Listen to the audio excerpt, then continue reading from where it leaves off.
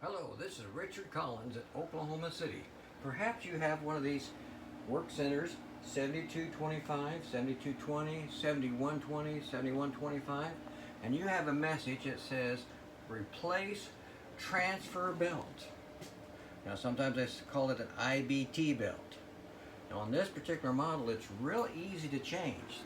The first thing you need to do is go ahead and turn your machine off, open the left hand side, open the front door, go ahead and remove the sump, get it out of the way. Okay, then you're going to move your lever and open that door. And if you look up, you'll see R6, and that's what you want to remove. You just pull it out slowly, and there's also a handle right here and right here. You just grab that handle and pull it on out.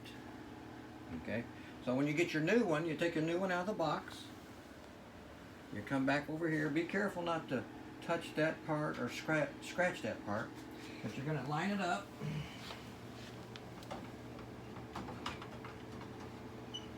And it's going to go in for just a little ways, and it's going to stop on you. You're going to put that down.